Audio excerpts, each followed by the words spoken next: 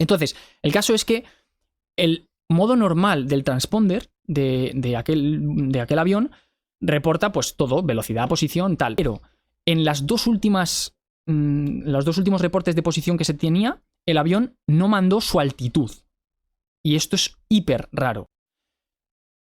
Y además, bueno, esto es hiper raro a nivel de que en el transponder hay un modo que hacía exactamente eso.